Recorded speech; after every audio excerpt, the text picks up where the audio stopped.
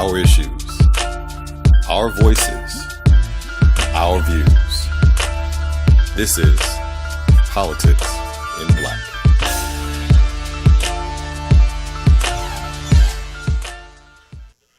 What's happening, family?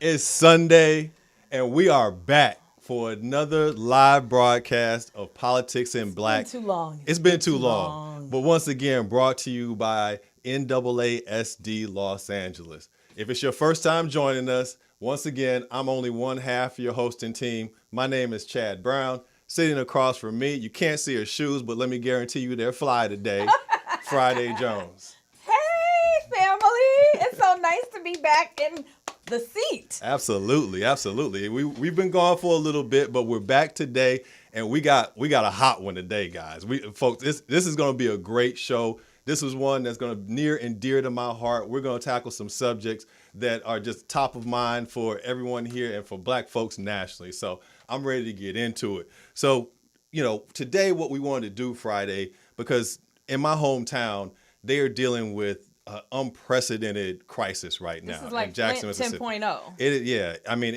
10.0. I'm talking to people, folks back home, and it has been hard for people for the past month living without water. So I don't know, if people can really put that into perspective, but you go to your faucet, you turn it on, nothing comes out. You can't take a shower. You can't flush your toilets. So people have really been having a hard time in Jackson, Mississippi. And I wanted to come today and ask some questions and get a perspective from on the ground from the mayor of that city. So we're gonna jump off with that, but also we wanted to have a discussion about HBCUs today because I don't know if you caught any of the All-Star game, but for the NBA All-Star game they put a huge focus on HBCU. So there's a lot of talk about HBCUs right now. Between NCAA, between Google. It's an interesting time, I think, for HBCUs, but we will get into some of my thoughts. We're definitely going to get into that. Program. I mean, we know it's reparationist, like funding HBCUs is not reparations. So that's not the angle we want to come at today. But these HBCUs have been historically important in our communities in educating and matriculating talent from the Black community and building the leaders of today and tomorrow. So they are absolutely important, and we'd be remiss if we didn't talk about them and how they can help us as we seek to implement some of the Black agenda items of collective uplift for our community. So we wanted to have that conversation today, and we've got some once again, some experts in the field. We got the legislators in the house today. This is like the legislator show. Absolutely. So it's going to be a good one. We have our special segment where we bring to you the members of the AB 3121 Task Force out here in California as well. So we're going to get into that. So it's a jam-packed show. Stick with us. It's going to be a wild ride once again. I'm ready to go. Let's go. Let's do it. So I'm going to start and bring in our first guest. His name is Chokwe Antar Lumumba, and he is the current mayor of the city of Jackson, Mississippi since 2017. He became the 53rd mayor of that city, and at only 34 years old, making him the youngest mayor in Jackson's history. He's an attorney, a husband, a father, the son of two lifelong community activists, the late Mayor Chokwe Lumumba and Nubia Lumumba. Mayor Lumumba earned his Juris Doctorate and a certificate in sports and entertainment law from the Thurgood Marshall School of Law at Texas Southern University in Houston, Texas in 2008. And after law school, he returned to Jackson, brought his talents back home, y'all. Came back to Jackson to work with his father at Lumumba, Freelund and Associates. He's litigated criminal and civil cases and represented various sports and entertainment clients for the firm. And in 2013, he launched his own firm, dedicated to the community and invested in justice. Mayor Lumumba has a history of pro bono work as part of his commitment to providing community members with quality representation, regardless of the ability to pay. He is a member of the Mississippi Bar Association as well as the Magnolia Bar Association. So please welcome to the show, Mayor, the Honorable Chokwe Antar Lumumba. Thank you very much for having me. I look forward to our discussion and look forward to uplifting these issues before your listening audience. Thank you very much, brother. Yeah, thank you, brother, for being here, Mayor Lumumba. I'm a Jackson native. I'm familiar with you. I'm familiar with your father, so I got to shout out your father first off because he was a giant of a man as an activist. He worked on the Geronimo Pratt case. His time as mayor was much too brief. So I'll start by just passing on my condolences because we all felt that loss. He was a giant amongst the people. And so I know you come from, a good tree there. The fruit doesn't fall far, right? So thank you for being here. Well, Asante, brother, I have the very rare privilege of living in the house with my hero. Absolutely. And every day we express our gratitude for his contributions to our struggle. Absolutely. And I share those sentiments, brother. So I'm going to jump right in with you because I know that the people in Jackson are suffering right now. So I want to get an update on where we are. I know, the storm came through in February, unprecedented cold temperatures. Impacted the pipes, water mains, etc. And folks have been, a majority of the 166,000 residents of Jackson have been without running water.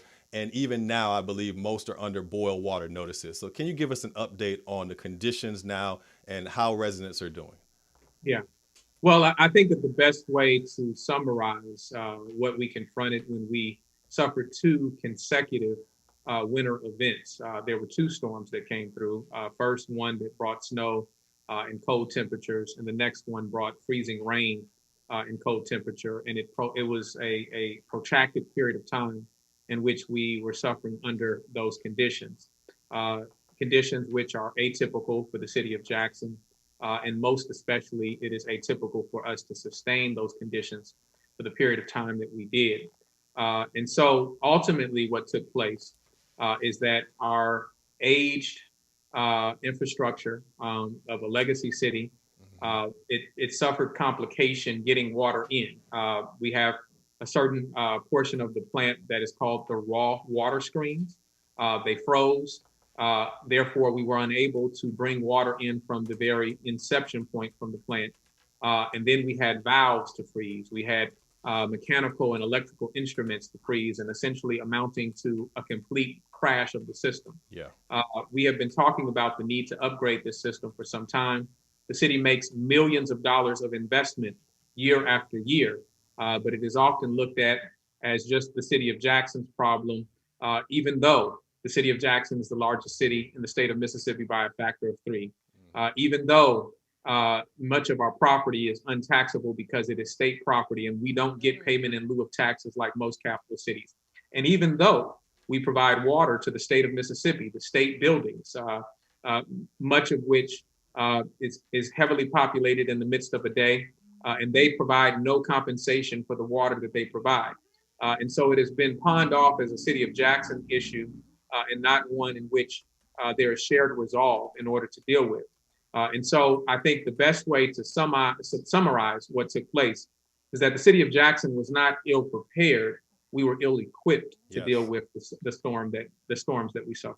Yeah, and let's talk about that ill equipped because I heard you reference it, and the infrastructure in Jackson is nearly a century old, if I'm being correct here. And there has been an effort, as you said in the past, to raise dollars. I remember, I believe it was your father in 2014 that passed that 1% sales tax increase specifically to raise dollars for infrastructure, repair, renovation, and improvement, et cetera. And the story of those dollars has been a little rocky here. So can you talk to a little, because I've heard you say, this is a direct result of systemic racism and how the city of Jackson, with its 80% of Black residents, has been treated not only by the state and by state government officials, but also in the federal government system. So could you talk a little bit about that statement that this is directly tied to systemic racism and a history of racism in the city? Absolutely, and it's not an unfamiliar narrative for cities that have the demographic makeup of the city of Jackson. Often I tell people as we look at issues of infrastructure, we need to be able to connect those real life issues, those real life circumstances. As Emil Cabral said, people are not fighting for the ideas in our head. They're not fighting over ideology. They're fighting for material benefit. And we need to be able to connect those material benefits to the larger issues that lead to the inequitable distribution of resources, that lead to the equity challenges in terms of the infrastructure we rely on. As you mentioned, brother, I come from two parents that were organizers. And so I have a propensity to talk to some of the larger things in life, like self-determination, human rights, and discrimination.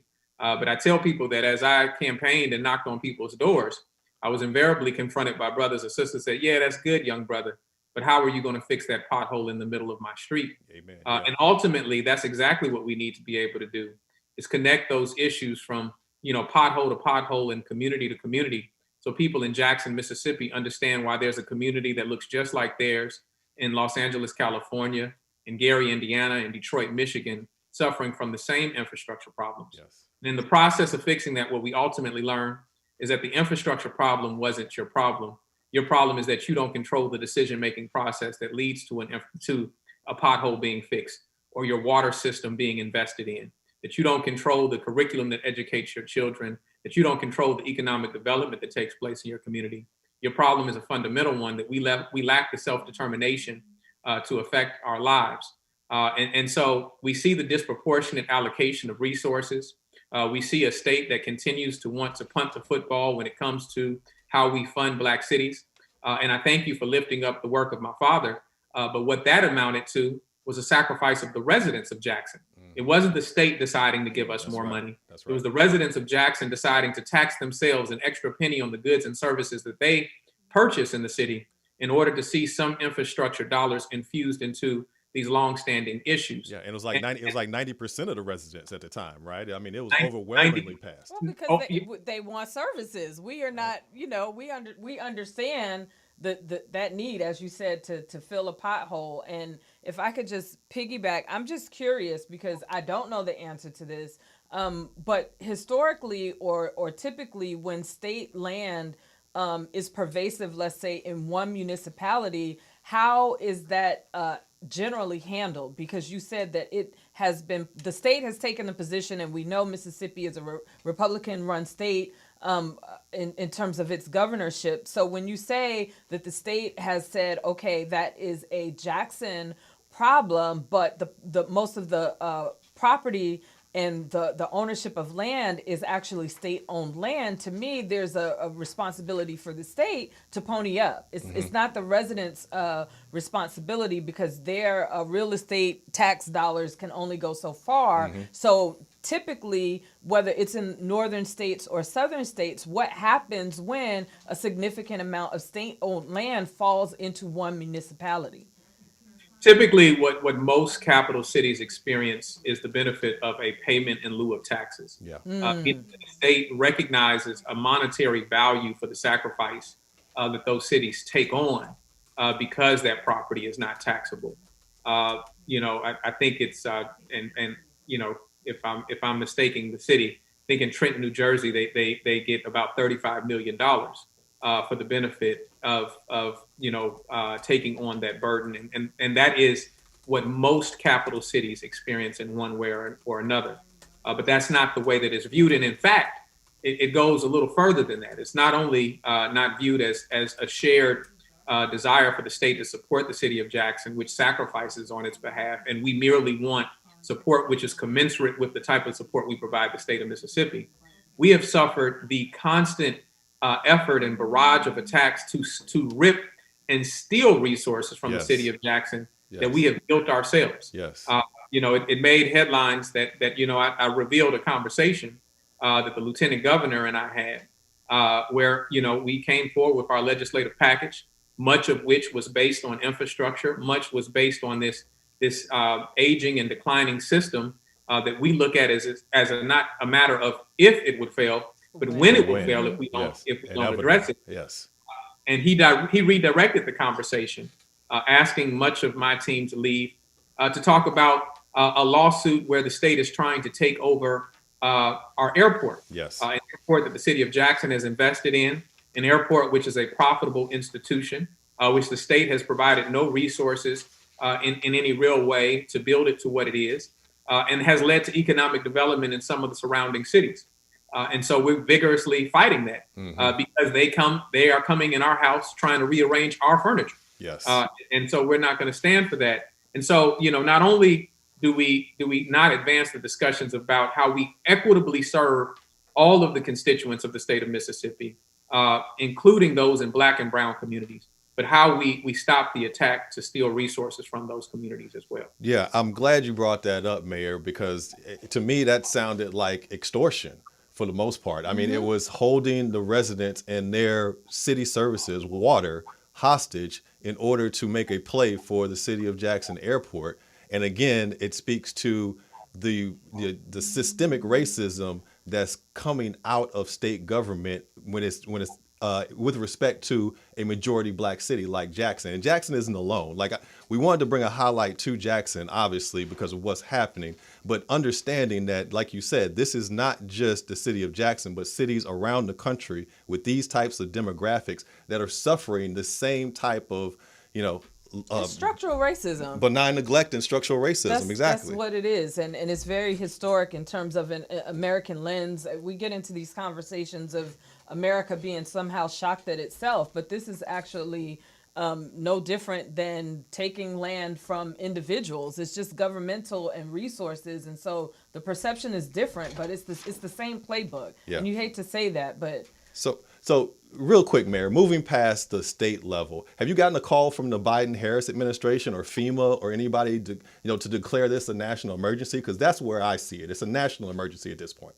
Absolutely. Well, we have spoken with some individuals within the federal family, namely and predominantly, we've been speaking with the EPA, who has shared different federal resources, grants, and potential lines of funding. But we also have been going through the process of issuing our assessment. We have issued our assessment of what we believe some of the early damages are. That is still ongoing because we are still in a state of recovery. But that flows through the county for us. The county then flows through MEMA, and then MEMA flows through FEMA.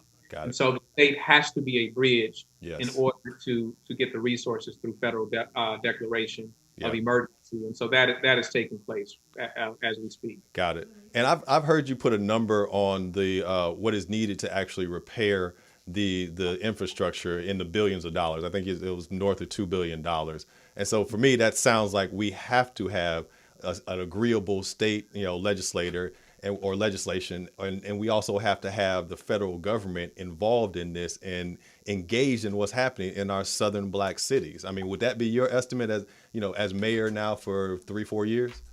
Without question. There are a few things. And first, let me clarify that number, because there have been some people to challenge that number. And what I said is that it is the comprehensive need of the city of Jackson. Absolutely. And yes. What I was initially speaking to is the question of a need for a federal infrastructure package for all of cities. Yes.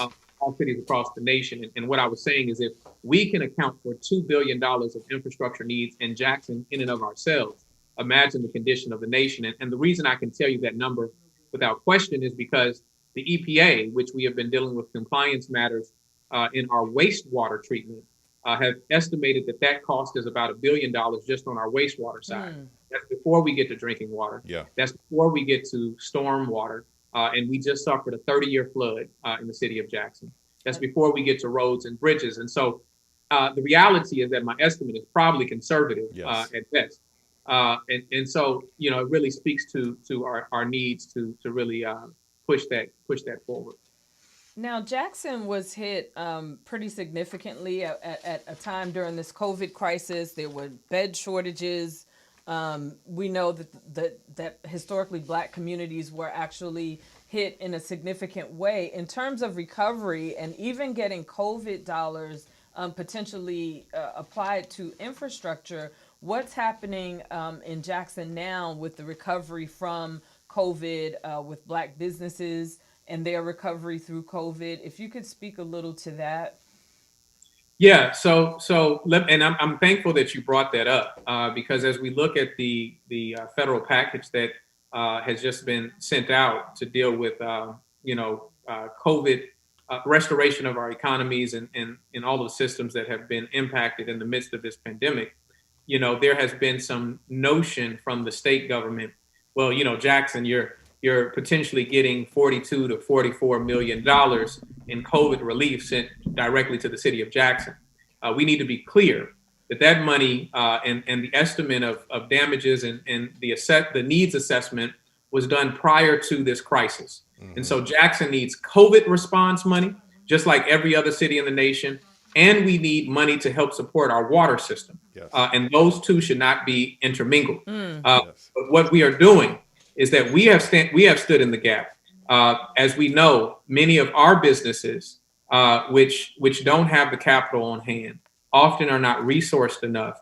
As programs are unveiled, they need help. And so our planning and development department has literally stood in the gap in order to connect many of our businesses, many of these Black businesses, to the resources, to the funding that they need. And we will continue to do so. We are also standing up long-term processes, such as a grant we have from the Heron Foundation to rewrite policy within the city that opens up opportunity for Black businesses. We're working with Goldman Sachs and Hope Community Credit Union, which is a small credit union started right here in Jackson, Black credit union started right here in Jackson, Mississippi, that is opening up a line of funding for 7 southern cities of about just north of $1 billion, almost $2 billion, which will provide access to capital for Black businesses. And then the Rockefeller Foundation is also helping to do some business development work for our businesses. And so we have to be able to take stock that COVID didn't come here to discriminate against one community versus another. What it has done is expose the inequities in our society already. Yes. And so we should allow no crisis to go to waste in terms of our ability to concretize this moment and organize better and stronger going forward. Yeah. And looking directly at those inequities, Mayor, here at Politics in Black, the core of our advocacy is for reparations for Black Americans who descended out of the United States chattel slavery. And that's 80% of the city that you represent. And I know your father was outspoken on reparations, and I believe was actually a co-founder of NCOBRA, or the National Coalition on Black Reparations. Could you speak a little bit about your thoughts on reparations and how that would impact your constituency there in Jackson? And also, if you are aware of the U.S. Conference of Mayors that have written a letter to Senator Booker stating support for reparations at the not at the state level, because reparations is a federal program, but from state mayors or city mayors, showing support for H.R. 40, Bill H.R. 40 that's currently in Congress. Well, I am a member of the U.S. Conference of Mayors. Great. So I'm aware of that. And without question, we can't cease in our demand for reparations. We act as if the issues that we see are just now occurring. We act as if in the wake of Donald Trump that we made a wrong turn and ended in racism. Racism is as American as apple pie. Yes. As the Constitution itself. I said, it's written in the Constitution. It's from the beginning of the nation. You can't get around it. Yeah. I'm sorry. Continue, Mayor.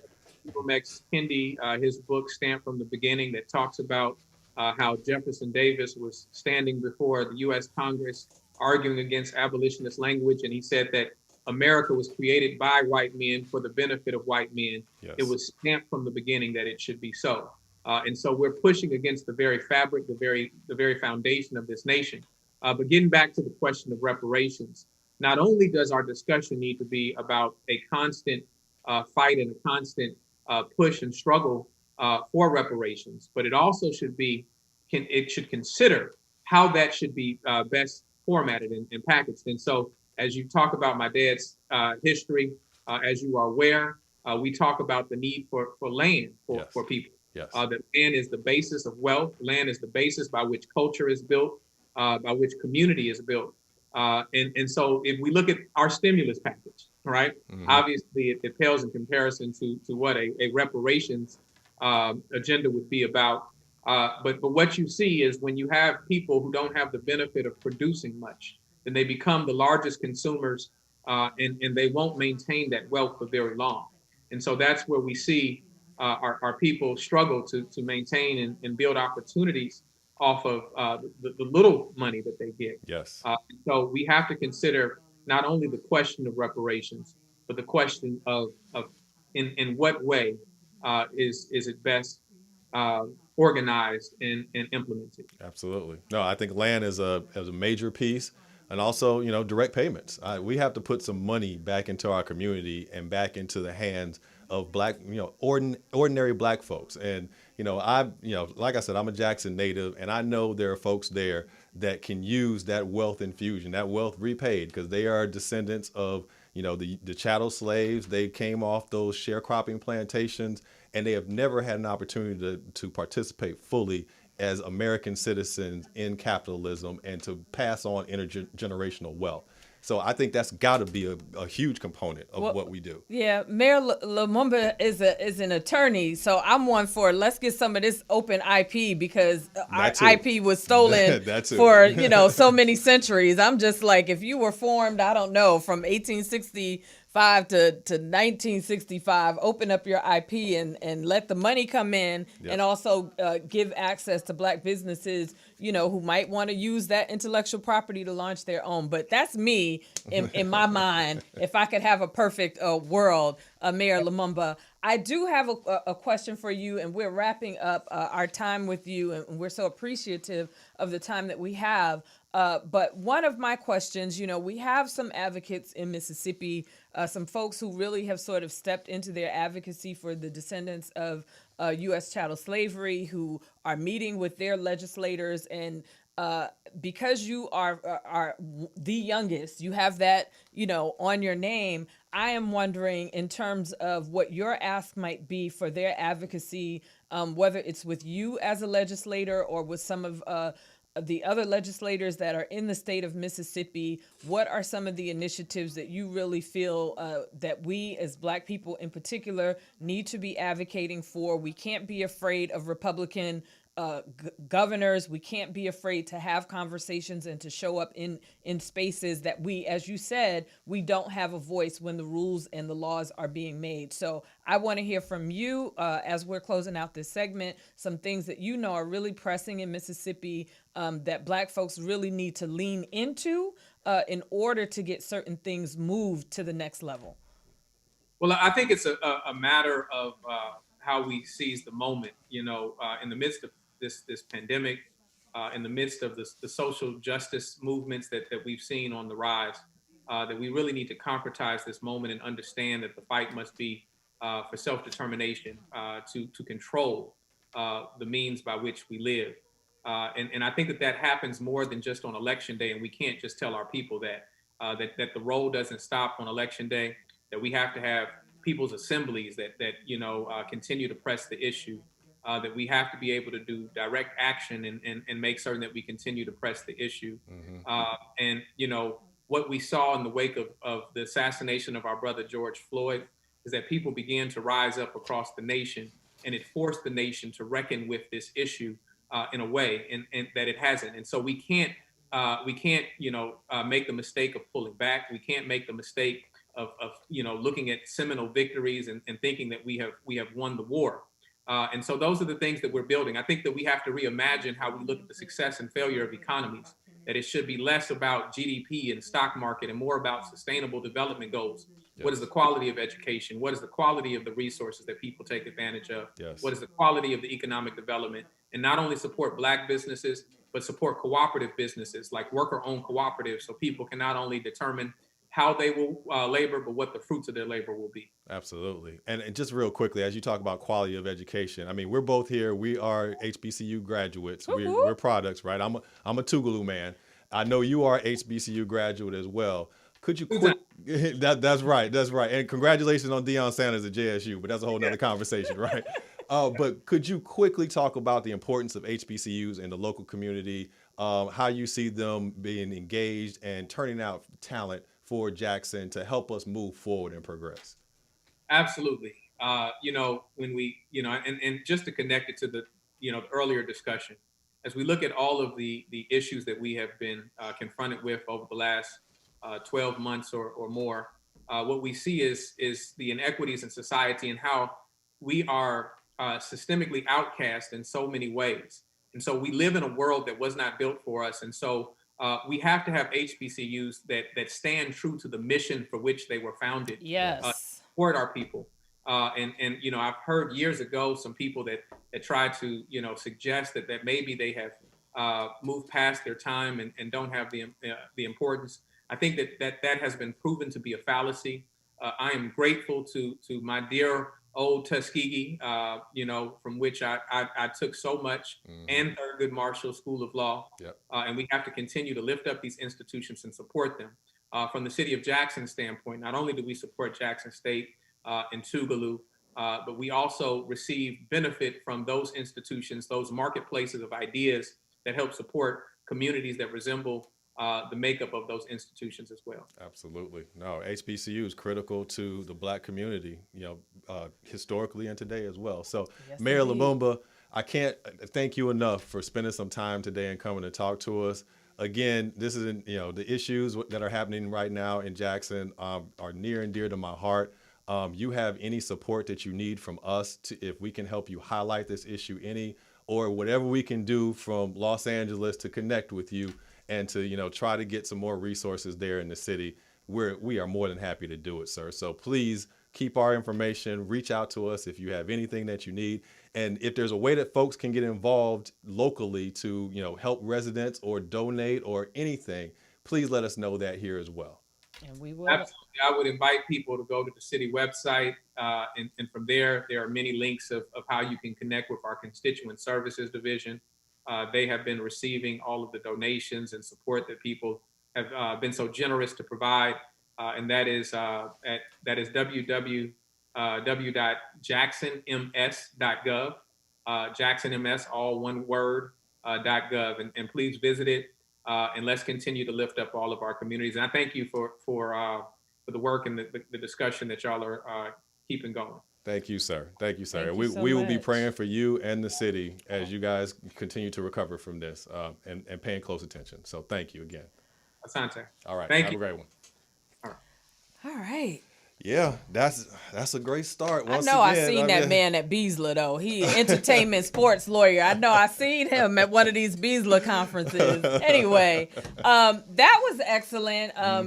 Brother has a strong name that he's living into and living up to. A legacy. Yeah. We have a commercial break that we need to take right now. But before we do that, like the video, share the video, subscribe to the channel. If you like what we're doing here today, hit us on the Cash App, NAASDLA, or via the Super Chat on YouTube.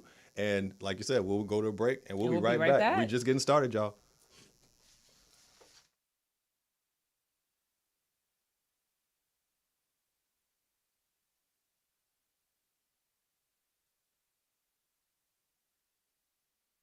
All right. So what happened once again? My little sister Soraya was just chilling at her friend's house, and someone shot in the parking lot through the window. And so she was only 19 years old, so we're just trying to get justice.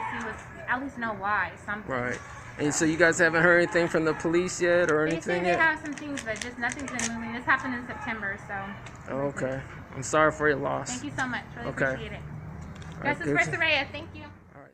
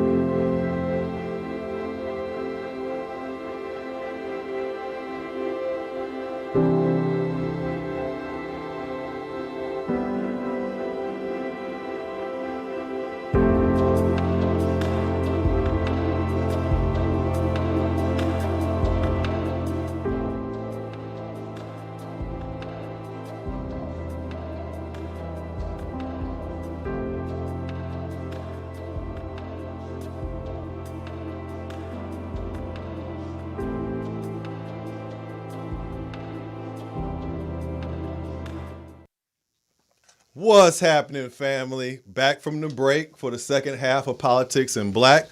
Once again, like the video, share the video, subscribe to the channel. You can hit us in the super chat or via Cash App, NAASD. So before we get into our second guest, we have a quick promo about a coming event. So fam, we're pleased to announce that Indeed.com, in partnership with NAASD, will be hosting a virtual resume workshop on Saturday, March 20th at 2 p.m. Pacific time. This workshop will help you craft the perfect resume that will get you real results.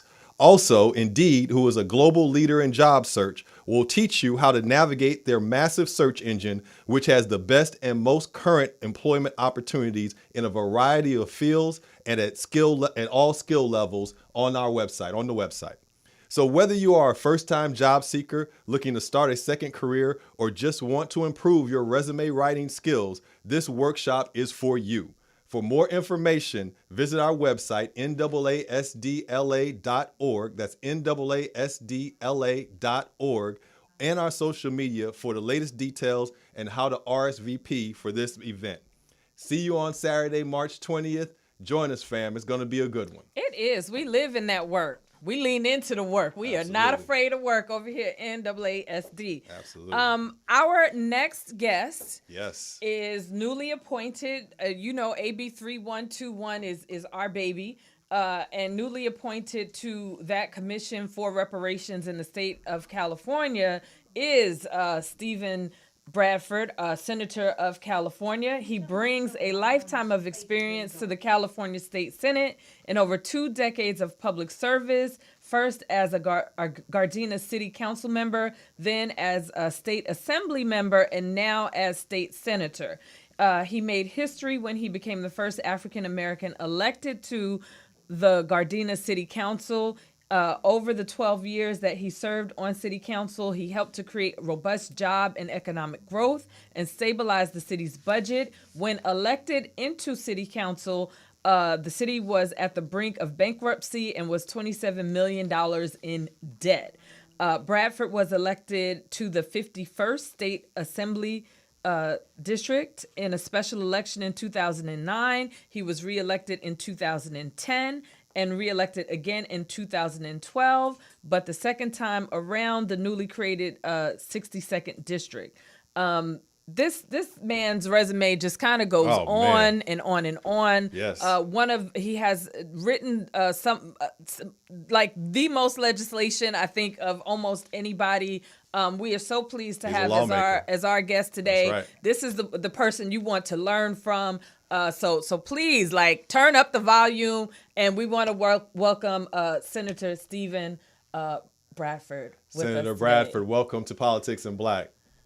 Thank you very much for the invitation. I'm honored to be here, and I don't know whose resume you were reading because that was a little overstated, but I guess that's what's happened when you stay busy, and so I'm honored to be here. I'm honored to serve as stated, appointed by our President Pro Tem in the Senate to serve on the Reparations Task Force, a vitally important piece of legislation, and the task force will help address and maybe redress some of the misdeeds and misfortunes that have happened to African Americans over the last 400 years here in the state of California. So I'm excited about the opportunity to serve, but more importantly, just the opportunity to be a contributing member of the legislature.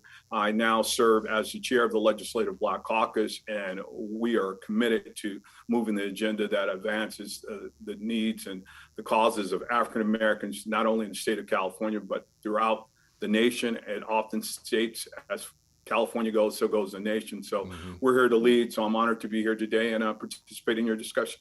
Yeah, Senator Bradford. No, thank you again. And, I heard Friday on the intro, but it's absolutely correct. You are one of the most successful black lawmakers that I think I've encountered. When I look at your record in the California State Assembly, I believe it was over 40 bills signed into law by the governor. And then as a state senator, I think you're in the double digits there as well.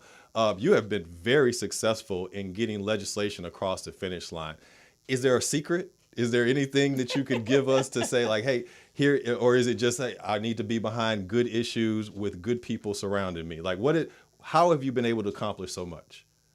By being committed, being focused. I'm a true believer. You don't run for office to be something, you run to do something. And that's been my only goal and objective since seeking elected office, is to be a positive change maker in my community and in the state of California, and to surround yourself with good staff. I mean, and I've been fortunate enough to have great staff around me who have gone on to do great things, not only in politics, but in the private sector as well. And that's key. I mean, for any elected official to say they've done it by themselves, they're lying to themselves and they're lying to the people. It's all about having good staff to support you, but also to be true to the issues that you're committed to. My mentor was the late Mervyn Dimely, who was a U.S. Congressperson, the only African-American lieutenant governor in the state of California, was the first Black senator in the state of California, and an assembly person. And he often stated, it's not about permanent friends, it's not about permanent enemies, it's about permanent issues. And if you stay true to the issues, you're gonna get things across the finish line. So, and also having great relationships across the aisle and with all your colleagues. And that's what I've tried to do. Willie Brown says, this is a business of relationships. So I've tried to build strong relationships. Absolutely. No, that's good advice. And something that we try to do here with our advocacy as well is build strong relationships. And you're one of those, by the way, now. Thank you. Thank you. Since we're talking about legislation, this is a bill that I think, you know, a lot of us really wanted to happen. It was the police decertification bill that didn't quite make it across the finish line last year. Can you talk about why you think it didn't make it across? And then I know I heard an interview, you say you were going to reintroduce it. What I'd like to know is, in terms of your coalition building, or if there's a go-to person in your office for our viewers, because we are an advocate-based show where we show up for things. And I think that Senate Bill 731 is one that we should definitely be showing up for and supporting each step of the way through its process this go around. So if you can talk about what happened last time and what we can do better this time to support that legislation, that would be great. One of the things that happened was the pandemic, not able to have advocates come into the building and look legislators in the eye and get a commitment on this bill. And a lot of my colleagues blinked. Some who look like me weren't ready to cast a vote for this. And unfortunately, a lot of Democrats who claim and talk that they're pro change as it relates to law enforcement reform, and many of whom who took a knee last June on the west steps of the Capitol after the George Floyd incident and raised their fist in solidarity when it came down to voting for this bill. They found reasons not to vote for this bill. But at the same time, we have reintroduced the bill. It is now SB 2, Senate Bill 2, and I'm proud to say that our President Pro Tem, Toni Atkins, is the co-author with me because she's strongly committed to real police reform here in the state of California. California now is one of 4 states in the nation that are an outlier that doesn't have a fair and equitable and transparent method of getting rid of bad cops. And we all know they exist. Yes. And the problem is people want to put police on a shelf, but as we all know, you have bad doctors, you have bad teachers, you have bad elected officials. So we have to own up to the fact that there are bad police officers out there. And the 1 or 2 in each department taints the whole department and breaks down trust and confidence in law enforcement as a whole. And it's no secret African Americans have been the victim of more police brutality and injustices, I should say, than any other group here in this country. So yes, there's an advocacy group. My key contact person in my office is a young man by the name of Chris Morales, who's put a whole lot of time into this bill. But we have a strong coalition of Black Lives Matter, ARC, the Hollywood community are on board. Aloe Black, a fabulous Grammy-nominated musician, has been on the forefront all of last year, and we hope they'll all be back. The Kardashians, if that means anything to anybody, but the Lakers champion Kyle Kuzma, who was out on front on this issue, Robert De Niro. So we want to build upon that coalition, and we'd love to have you on board. We'd love for you to use your platform to make people aware of how important this issue is and getting it across, because there are still members of the legislature who continue to talk about police reform, but are still haven't committed to be a yes vote on this bill. So we're going to need all the help we get to give those folks the courage and the backbone and the support to move forward with this. I can give you that support easily on SB 2 as it's now numbered, but as an accountant who understands that the ethics requirements that, you know, we have to take with our continuing education, to me, this is a no-brainer. If the state, you know, pulls people out of their accountancy, to me, this is no different. Just like you said, it's the same thing. It keeps the public safe. It keeps, I think, officers safe. So this is like a no-brainer to me, that particular piece of legislation. I agree. Absolutely. No, and happy to support.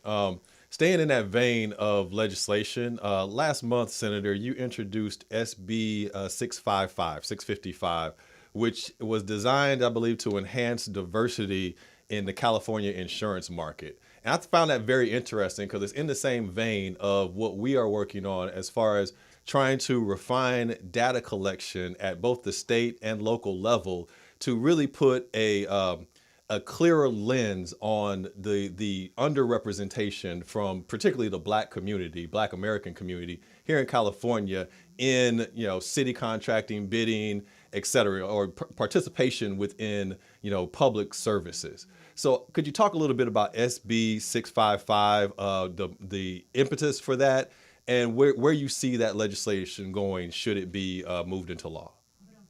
The impetus of that is what I've been doing since I've been an elected official, making sure that Black folks, women, minorities, our disabled veterans are at the table. It makes no sense that we are consumers in most of these industries, but when it comes down to contracting, procurement opportunities, we're often left out.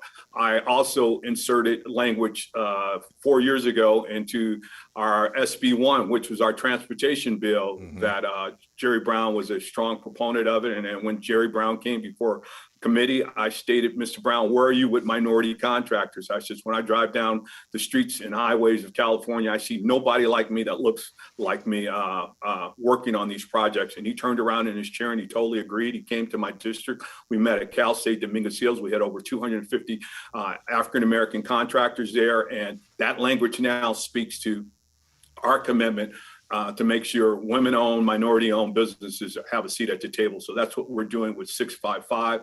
I also did it in a piece of legislation a couple years ago in the cannabis space in SB 1294. I was going to ask you about that. Absolutely. Please continue. I'm sorry. Cannabis is, 3 years in its infancy, up and running here in California, but 85% of those in this business are white males. Yes. And that was unacceptable. So I secured $30 million for equity and diversity programs in the cannabis space. And when that money was ready to hit the street 2 years ago, and when we saw where the money was going, I went right down to the governor's office and I said, this is not what was the intent of this bill. It was not to go to Humboldt. It wasn't to go to Napa. It was to go to those communities that were impacted by the war on drugs over the last 40 years. Yes. And he agreed, and we redirected those funds into those communities that have been impacted the hardest through the war on drugs. So that's the lens that I've legislated in. I've also in the utility space, making sure minority have contracting opportunities in the utility space. 35 years ago, the late Gwen Moore, Assemblywoman Gwen Moore introduced what is now known as Junior Order 156 that required our utilities to contract with women-owned, minority-owned businesses. When that legislation was introduced 35 years ago, our utilities were spending less than $500 million with African-American minority-owned businesses. This year, they will spend over $12 billion with minority businesses. So that's work. If we're not at the table, we have to be a part of this economic growth and opportunity here in the state of California. So if we have to legislate, it's a shame that we do, but I'm going to always make sure that Black and brown people have a seat and women have a seat at the table. Absolutely. Forgive me for this question, but I'm like, is there a state body, that actually helps? Is there a state body that's responsible for helping new vendors actually get credentialed up? Because a lot of times people just don't know where to go. Like they have the idea and they don't know where to start if they want to start that process. In the utility space, for sure, the PUC now has a clearinghouse.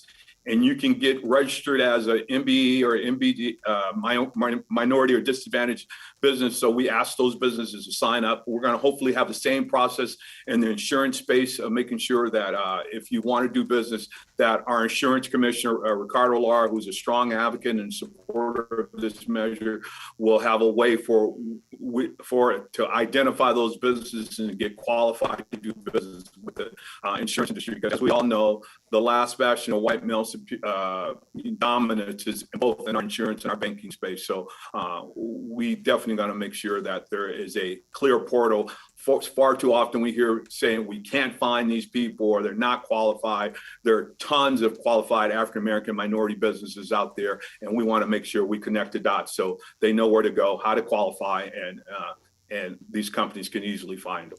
That is awesome. I want to shift gears just a little bit because, there's all this talk about the state opening up post COVID or trying to pull itself out of COVID. We all know that California State has the 5th largest economy, I believe, in the world, which is a significant economy to move after the pandemic. And so if you could talk a little bit about the recovery, the economic recovery, some of the benefits that are coming out of the state, particularly with this second drawdown from the federal level with COVID relief that is being released and how it's going to impact the state a little bit? Well, we're definitely appreciative of the federal dollars. I was just with Karen Bash yesterday, so we're excited about that money that's coming to California. But we also have to give a shout out to our governor, who's provided the Golden State stimulus package that was just released a little over a week ago. That's going to provide billions of dollars to small businesses. I also authored a piece of legislation last year that provided $100 million in tax credits for small businesses of less than 100 employees that hire new as of July 1 of last year, or rehire those employees that were let go or furloughed for whatever reason. And we're going to extend that with another $100 million this year, hoping that the governor will support that as well. And we also have another opportunities. We're focusing on small businesses for sure, and especially those minority-owned businesses that are being impacted the hardest. It's estimated that 60% of African-American or small businesses that will not reopen after this pandemic. So we're making sure we direct these billions of dollars to the communities and to the businesses that need them the most.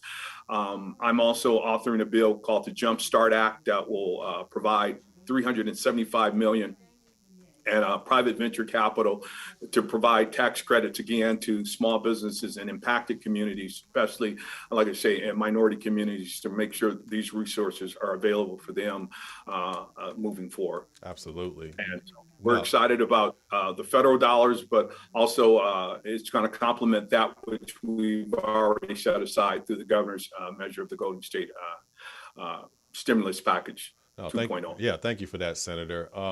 I want to pivot back to AB 3121 because that's been a big focus here of our Los Angeles chapter. The bill introduced by Dr. Shirley Weber when she was in the State Assembly, now Secretary of State, now signed into law on September 30th by Gavin Newsom. And you are now a member of that task force. And I think it's very important that we have legislators, lawmakers with your type of experience on that task force because you have practical experience in implementing policy, into law and watching that to fruition. So I would like to get your perspective because, when we talk about reparations, obviously that's a federal program at the end of the day. But here in California, we can have economic justice initiatives and things that seek to redress the community here in the state. And that's something that you've already started doing through a lot of the bills that now laws that you have sponsored and brought to fruition. Can you talk a little bit about how you see your role playing out as a member of the AB 3121 task force as it pertains to just implementation of what proposals would come out of those discussions and studies? We haven't met yet, but I'm excited about the opportunity that's going to present. I'm focusing on looking at historical wrongs that we can easily correct in some way. And the one that I'm going to start out initially, and I'm excited about, it's already getting a lot of momentum, thanks to County Supervisor Janice Hahn, is a little piece of property in Manhattan Beach, better known as Bruce Beach. Bruce Yes, Beach, yes. yep. Piece of property that was owned by African Americans 100 years ago, almost to the day. Yes. And it was taken from them under the guise of needing to build a park in the city of Manhattan Beach. This was a Black-owned resort, restaurant, bathing house, all that we needed so we could recreate on the beach amongst ourselves. And the Bruce family was forced off that land in 1927. They were harassed for almost 15 years by the Klan, threatening to burn down. We'll set the place on fire on many occasions. We're working. That's the first task I want to do, is return that land to the Bruce heirs. Janice Hahn, Supervisor Janice Hahn, is committed to that. She's spoken out very strongly on returning that to I think it's one living heir that's now in New York, the great-great-grandson of the Bruces. So we want to do that. But we want to look at things such as that, where properties were taken from them. But we also know we can't provide people with 40 acres in the mural, which was the promise during the Emancipation Proclamation. But we can look at, can we provide free college tuition for descendants of African Americans, not only slaves, but people who were wronged through the system, people who were wrongly convicted and went to prison for decades for crimes they didn't do. How do we fix that? Looking at our banking institutions to make sure that African Americans who are at the bottom rung of home mortgages, Yes. how do we provide opportunities for them to get affordable home mortgages, maybe at low interest, not under those horrific terms that many of them find themselves in, just doing some set-asides and making sure that African Americans can become homeowners, because 20%, only 20%, I say, of mortgages that are written in California are to African American families. And looking at how we can build generational wealth for these people that have had so much taken away from them or just literally denied. So I'm excited about sitting down with those members who are going to be part of this. It still hasn't been completely built out with all the appointments by the governor and the speaker yet. But once we do, we look forward to, I think, meeting sometime in early June. And like I say, clear identifiable wrongs like Bruce Beach, Allensworth, Val Verde, those are things I want to look at and seeing how do we restore the ownership or at least the viability and vitality back to those communities where Blacks can once be self-sufficient and self-determining as far as their future and economic. Yes, and that's something that we're excited about, is really seeing what comes out of the task force deliberations and what type of proposals, kind of hit the legislative floor. And one thing that we have been really focused on is, again, reparations in and of itself is a federal program. So in the language of AB 3121, we advocated for a clause that said that, anything done by the state of California would not preclude federal reparations at the end of the day.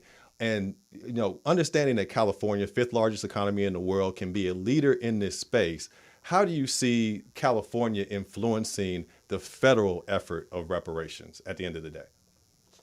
I think it's often been said, as I stated earlier, so goes California, so goes the nation. I think we can provide a roadmap, a blueprint of how this should work, and if we roll it out in an effective, comprehensive way, I think it's going to greatly aid that which they're trying to do in Washington, D.C.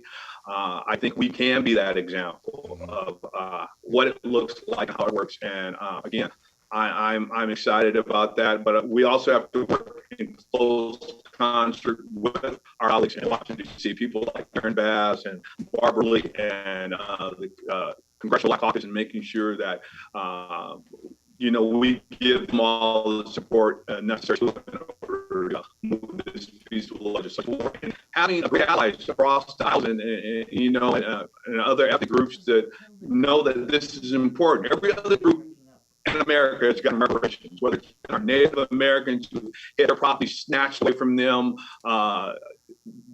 hundreds of years ago, our Japanese brothers and sisters who returned from World War II to have their properties restored. You name it, everybody has gotten, our Filipino brothers and sisters who fought in World War II, they have received reparations. African Americans who built this country are the last people to ever receive reparations. So again, I'm hoping we can work with the state and federal level to move the agenda to make sure that this real is something that's meaningful and able to sustain and achieve the goals and objectives that that is the intention of the law. Senator Bradford, Legislation. We're getting a lot of breakage in the internet stream, unfortunately. Yeah, you're breaking up on your end a little bit, but I think we got the gist of most of that there. So thank you for that response. So one of the things that we know we want to be focused on is closing the racial wealth gap as the end goal of any federal reparations program. So just from your perspective, Senator, could you talk a little bit about how you see that manifesting and if you see direct cash payments as a component of a reparations program? I mean, there are going to be some instances where we will allocate for cash payments, but again, I think we're going to have to look for other means because it's going to be a lot of pushback on that. And so, again, making it easy for African Americans homeowners, I think, to working with our financial institutions to provide loans, things of that nature. Those are the things is the way that we're going to build, providing business opportunities, low interest or business grants so they can start their businesses, things like that. Yep. That they're denied far too often, making sure that's readily available to them. I think that's totally appropriate at the state level. I think at the state level that actually is appropriate. I think the whole cash payment discussion really is a federal issue and a federal discussion. But this task force, we are looking forward to it. We know when we spoke to Dr. Shirley Weber, one of the things that she stressed to us was the fact that the way that the law was written would allow not only research within the state of California, but with the nation as a whole, which, allows California to look at not just itself, but it allows the state to compare itself to other states in the union. And I think for the federal commission, I think that ability is going to be a significant push, or that will allow you all on the commission to actually formulate what's happening at the federal level in a very informed kind of way, because the commission itself has been given latitude to do research beyond the borders of California. And I think that's going to be very significant. And that's not something that I've seen in some of the other state and municipal bills that have come out. So Dr. Weber was very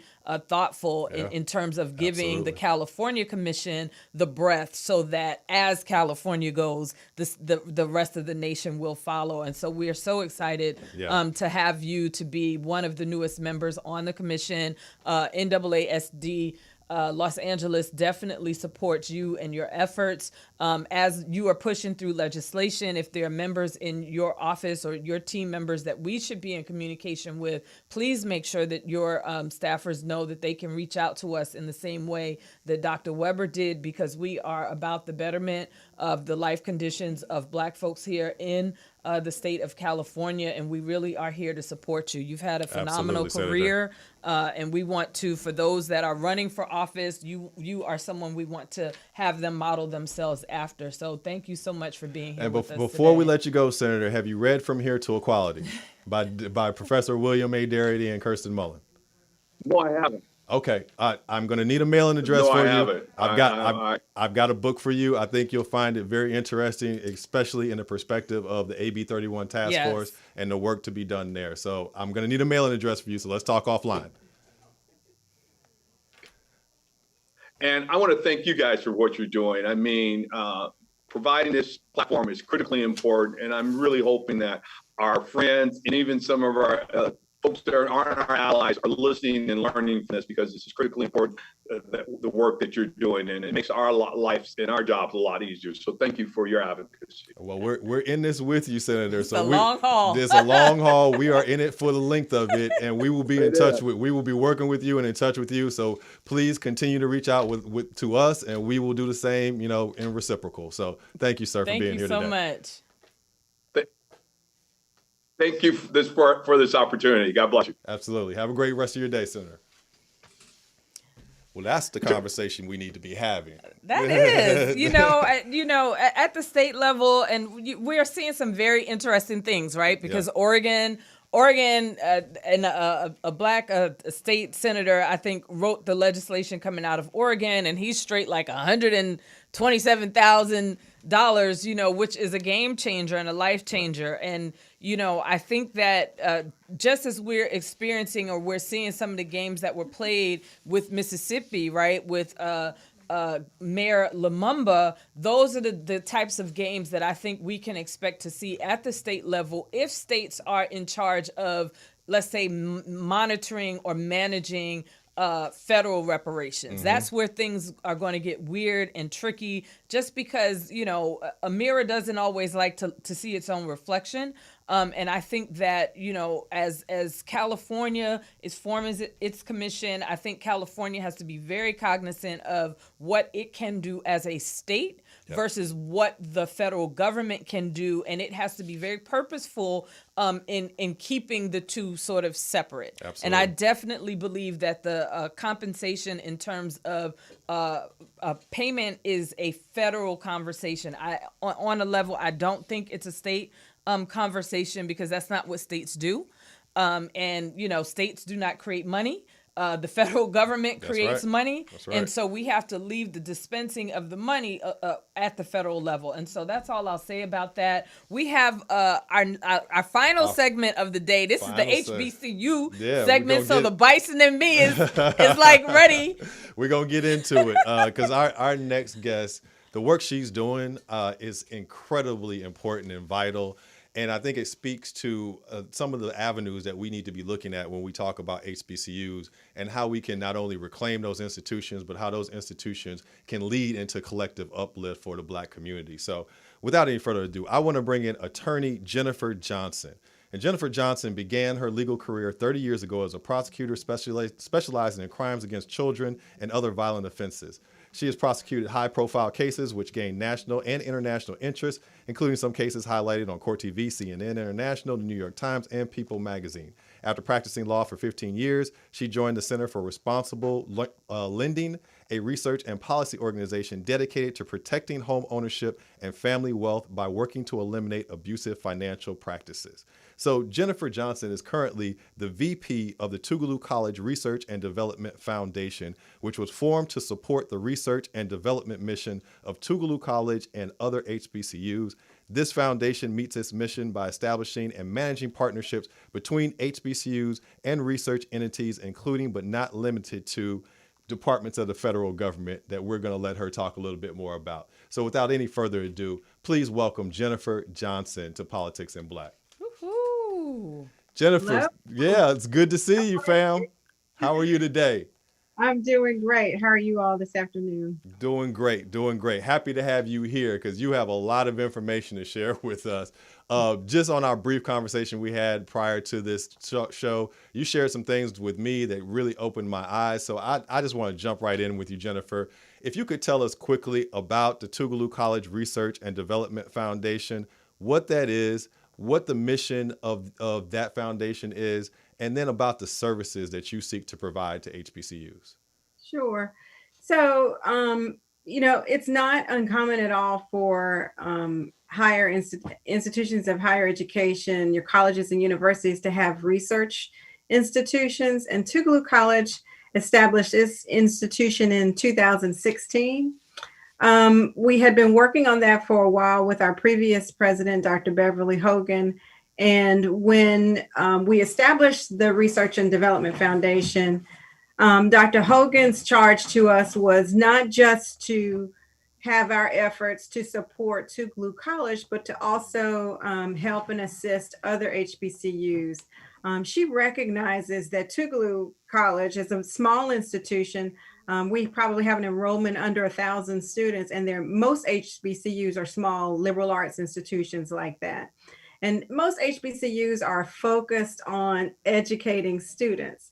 We generally don't have those classes that you have at majority institutions where, if you're familiar with those institutions where they weed out 20% of the students or weed out so many students, HBCUs generally don't do that weeding out process. They want the students to get the information. So their focus and main purpose and mission is to educate students. And because they're educating students, many of the professors and departments don't have a lot of time or staff or personnel and resources to devote the amount of time that's required to really sustain research, heavy government, federal government research, heavy contracting opportunities, and even within the private sector. And so Dr. Hogan's charge to us was to not only support Tougaloo College, but all other HBCUs as well. And so that's what we do at TCRDF. And our mission and charge has continued under our current president, Dr. Carmen Walters. She recognizes that and has led on this issue as well, and has continued to hold the charge to us to assist other HBCUs as well. And so what we do is provide back office support for HBCUs. We provide collaborative partnerships. We make introductions. We help we go out and we find the federal contracting opportunities, and then we put the partnership together. So right now we manage a consortium of about 31 HBCUs and minority serving institutions as well. I think we have some MSIs in our consortium as well. And we market them as a very talented team, which they are, to the federal government. So one of the, National Science Foundation does contracting and research.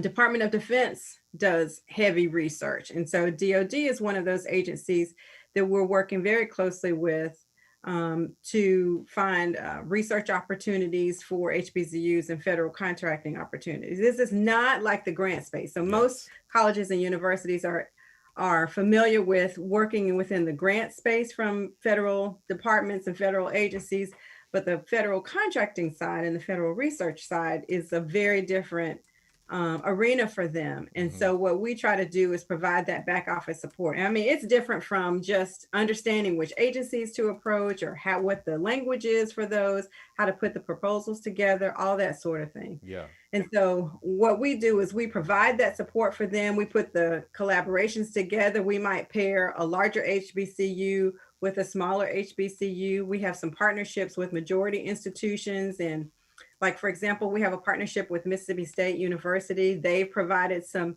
support to us, and they, help us if they've, for example, if they've had a research opportunity on artificial intelligence or something like that in the past. They will share some of their expertise if we're pursuing an opportunity. They will share some of their prior expertise with us.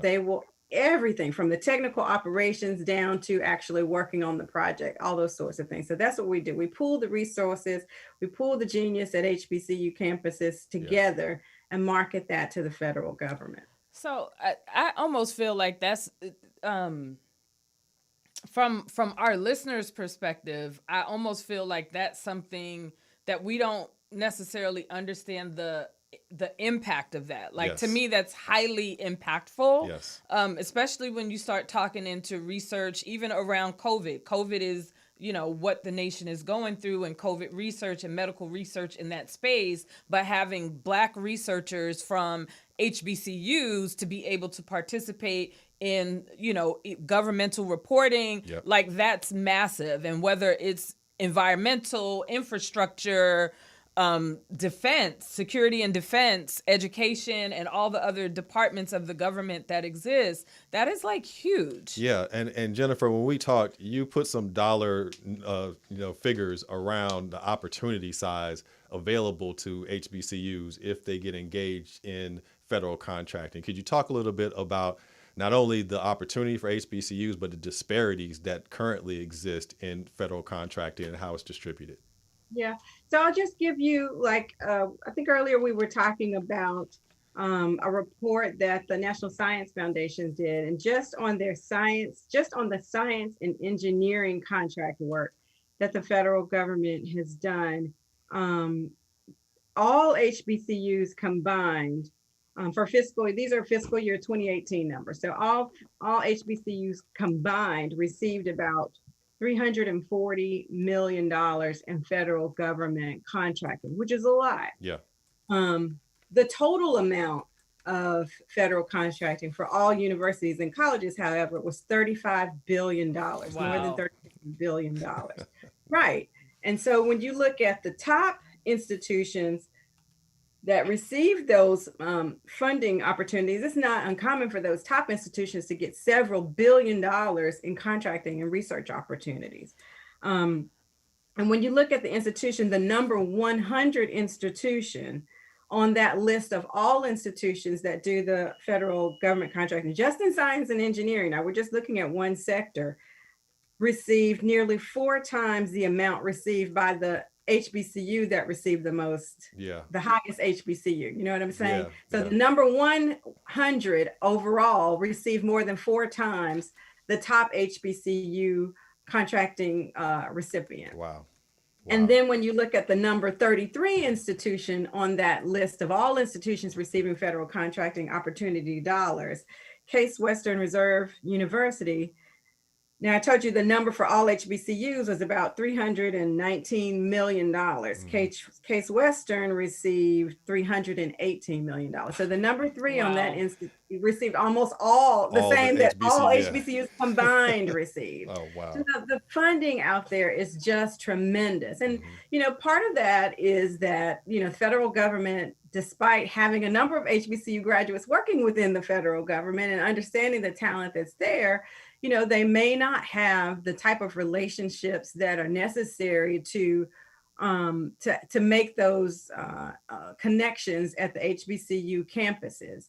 And also the HBCUs, on the HBCU side, again, they may not be able to have the resources, the faculty that's required. I mean, if a professor takes a year or 2 years off to conduct some research, then somebody's got to pick up those professors, that professor's classes. And so, you know, they may not be able to have the faculty or the staffing. And so what we try to do is write in to our proposals an opportunity for graduate students to maybe pick up the professor's teaching load, so the professor can take that time off to do the research, things like that. And so those are parts of, you know, some of the reasons that HBCUs don't take advantage of these, because it's a big time. I don't want to say time suck, but it's a bit, you know, it takes a lot of time to do this research. It takes time to write the proposals. Yes.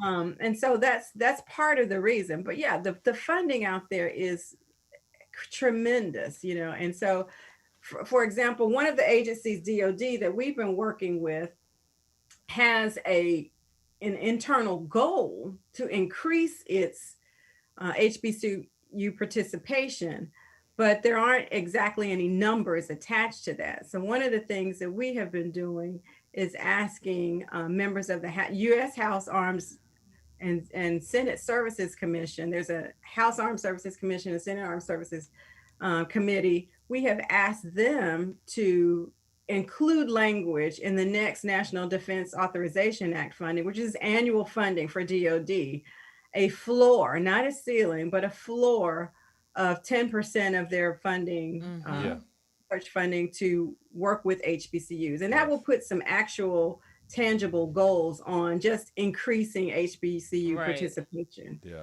Can I ask a question? Because we saw that report, which I thought was funny, about Google last week, particularly since it seems like they were giving coverage to themselves by putting up money to Howard, but it was almost like an algorithm gone wrong in terms of how they did their recruiting at HBCUs. And what they found, they had like this system for colleges across the nation, and Google didn't even have like a classification for HBCUs. So it's almost like that garbage in, garbage out. And when you talk about science and algorithms, you know, your outcome is as good as your input. And if your input is faulty to start with, then the back end is going to be as faulty. And so have you found that in terms of how the government selects schools for research, do they have some sort of system where they may be pairing HBCUs on some sort of lower rung scale than, let's say, the Ivy Leagues, where they're saying they have these preconceived notions of the kind of research that can put out? Have you found that to be the case?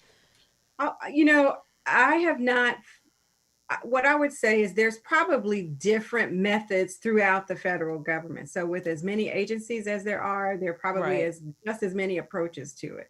And so, each department and within departments are going to have a person whose job it is to provide outreach to HBCUs. And so they may do things like go to college festivals. They may do things.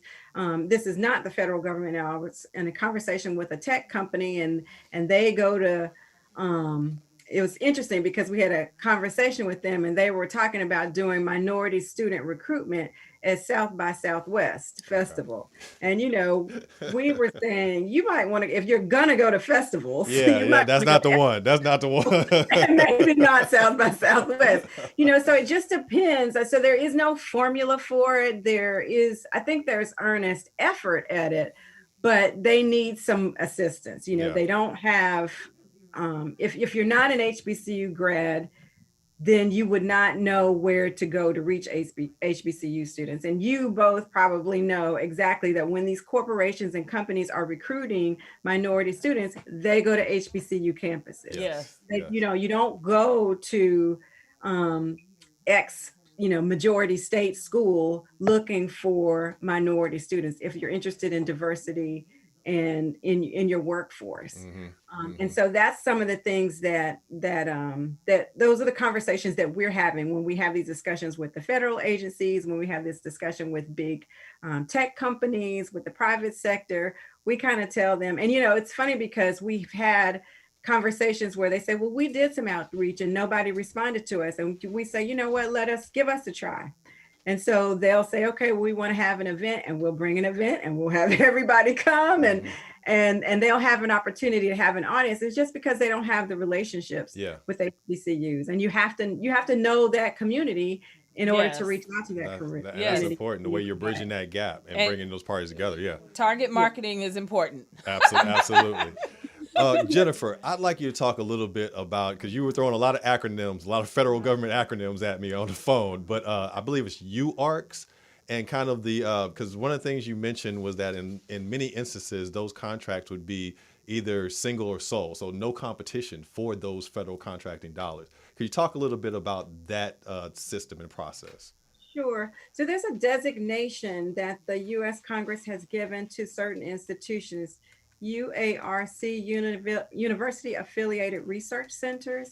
And this is a specific designation given to large, and they're all majority, there are no HBCU UARCs. And they've been doing this kind of research for decades. They've had this distinction for decades. And there are, I think, about 46 just over 40 UARCs in the country. Having this particular designation means that these institutions are able to receive sole source, no bid contracts. Yes. So if the government wants to study the impact of COVID-19 in minority communities in the South, they can go to a UARC designee and say, here's $50 million. We'd like for you to study this and get back to us, conduct this research and get back to us.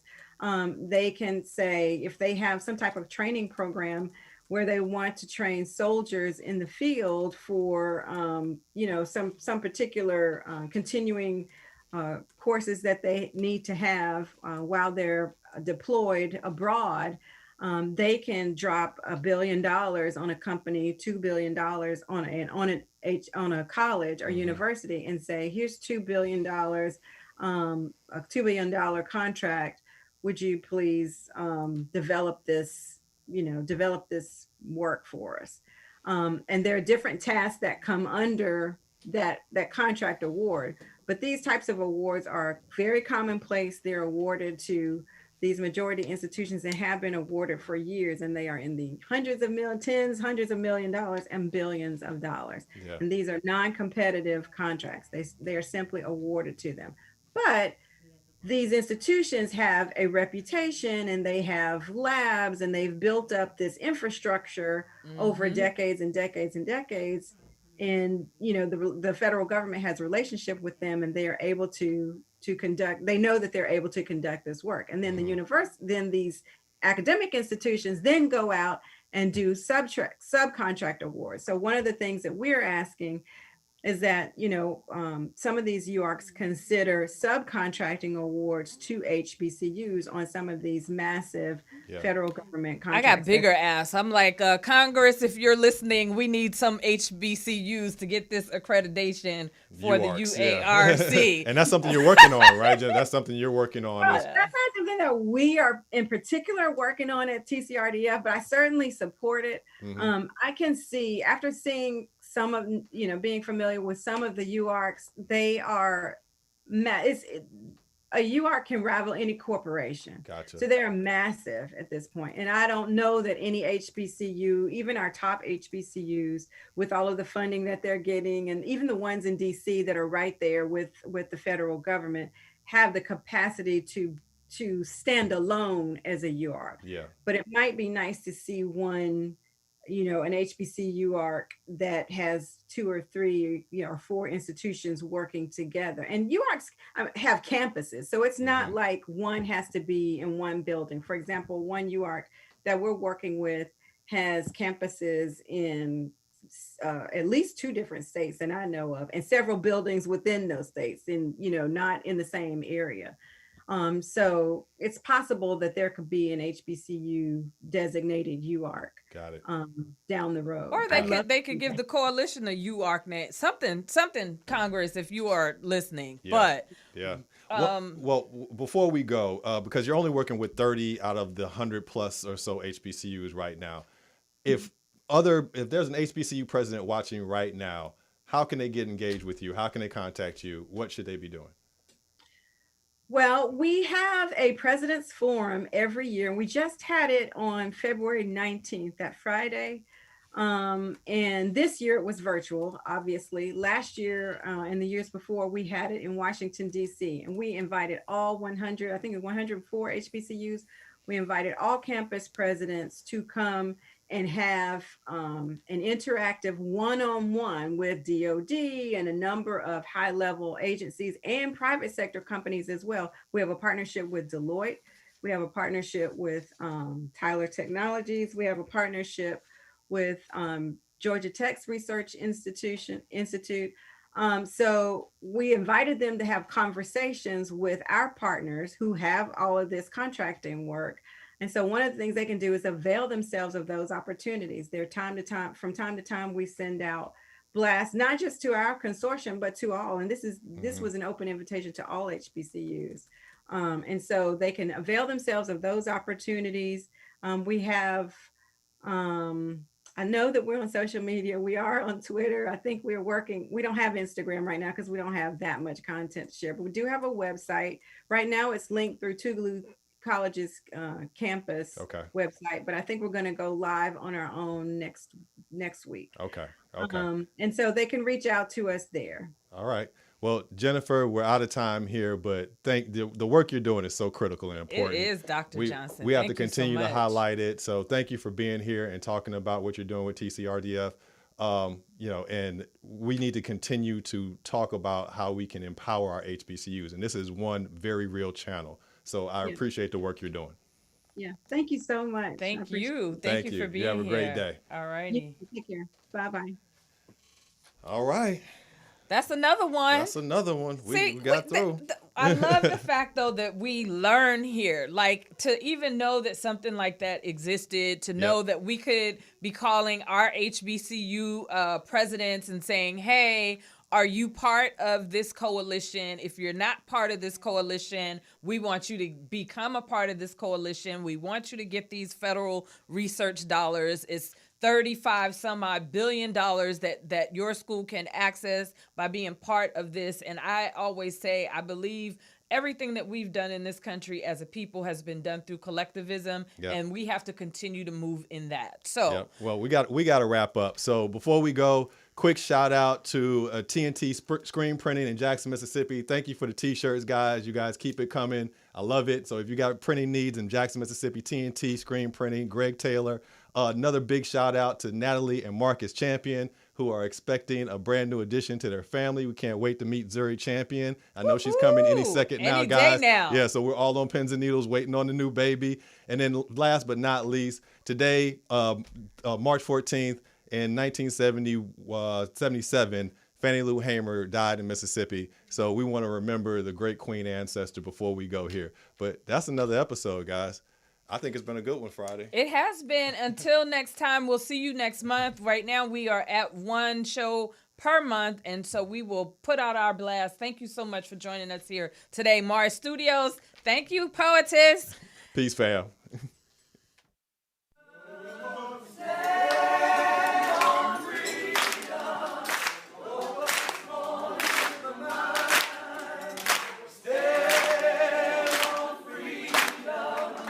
Woke up this morning.